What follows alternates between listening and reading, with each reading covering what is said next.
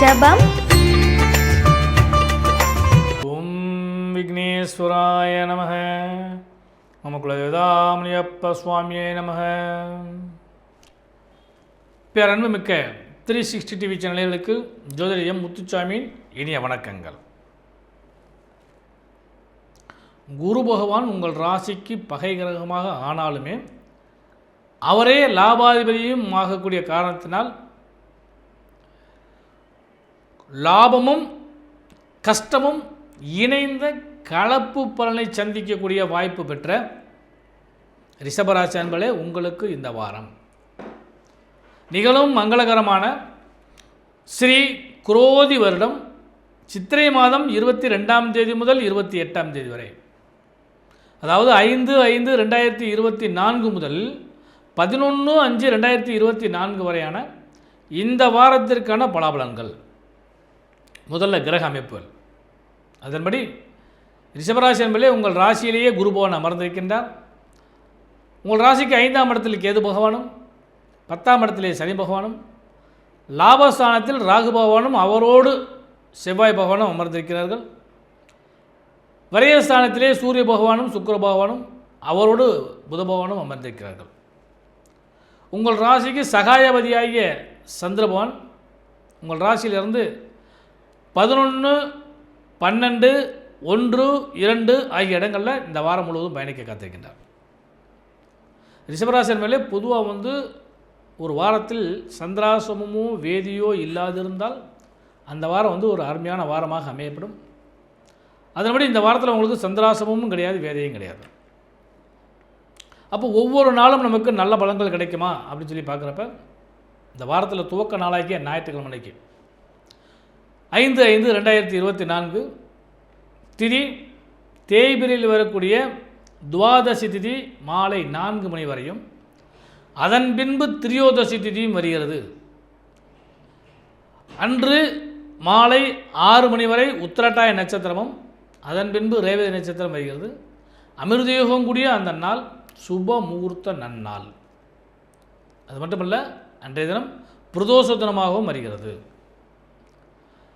அடுத்து திங்கட்கிழமை 6/5/2024 திதி தேய்பிறை திரியோதசி திதி மதியம் 1:30 மணி வரை, அதன் பின்பு சதுர்த்தசி திதி மாலை 5 மணி வரை ரேவதி நட்சத்திரம், அதன் பின்பு அசுபதி நட்சத்திரம்.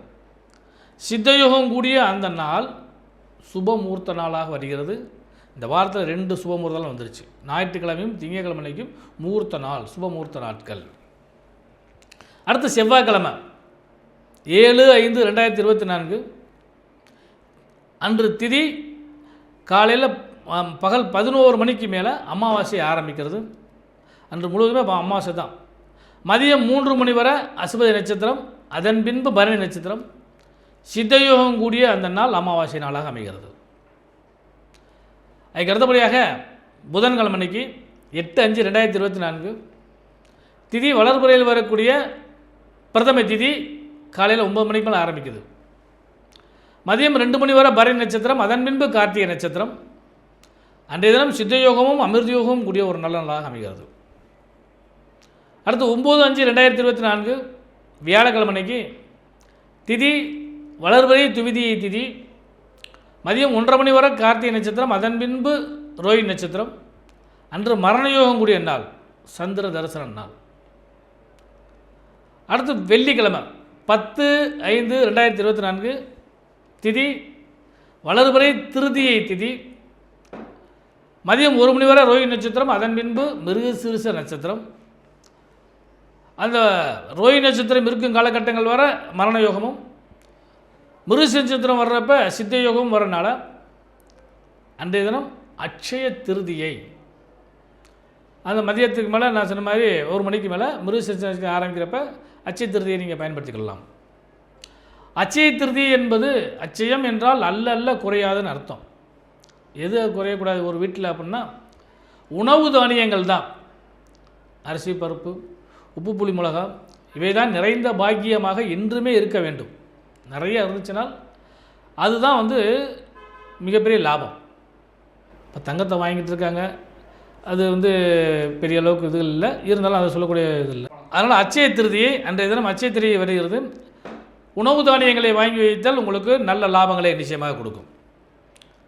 அடுத்தபடியாக 11/5/2024 இந்த வாரத்தில் கடைசி நாள் சனிக்கிழமை அன்னைக்கு வளர்பிறை சதுர்த்தி திதியும் மதியம் 1 மணி வரை மிருகசீரிஷ நட்சத்திரமும் அதன் பின்பு திருவாதிரை நட்சத்திரம் வருகிறது.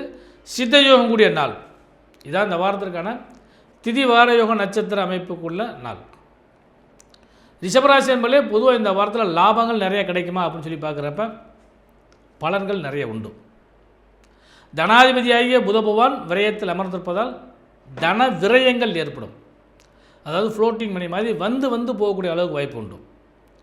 சகாயாபதியாகிய சந்திர பகவான் உங்கள் ராசியில் உச்சம் பெறக்கூடிய காரணத்தினால உங்களுக்கு நன்மைகள் சகாயமாக நிறைய கிடைக்க போகுது. லாபாதிபதி குரு பகவான் அமர்ந்திருப்பதும் லாபம் நிறைய கிடைக்கும். அதனால் பொருளாதாரத்தில் ஏற்றம் காண்பீர்கள். பணப்பொருளாதாரம் திருப்திகரமாக இருக்கும். அதே நேரத்தில் கடன் சார்ந்த விஷயங்களிலும் சற்று கவனம் செலுத்த வேண்டும். பொதுவாக தொழில் வியாபாரத்தை பொறுத்தளவுக்கு நல்ல பலன்கள் நிச்சயமாக உண்டு. இந்த வாரம் முழுவதும் மட்டுமல்ல, இந்த ஆண்டு முழுவதுமே உங்களுக்கு நல்ல பலன்கள் கிடைக்கும். தொழில் வியாபாரத்தை பொறுத்தளவுக்கு நல்ல பலன்கள் கிடைக்கும்.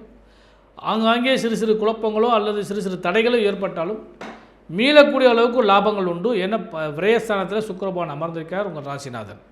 எவ்வளவு விரயங்கள் வந்தாலும் அதை சரி செய்யக்கூடிய வல்லமை அந்த கிரகங்களுக்கு உண்டு. ஆனால் அந்த பலன்கள் நிச்சயமாக உங்களுக்கு கிடைக்கும். சூரியனுடைய ஆதிக்கம் உச்சத்தில் இருப்பதால் உத்தியோகஸ்தர்களுக்கு நல்ல பலன்கள் நற்பலன்கள் கிடைக்கும். அதே வேளையிலே தேவையில்லாத சில பணிச்சுமைகளும் வீண் அவச்சொல்களும் சில நேரத்தில் கிடைக்கிற வாய்ப்பு உண்டு.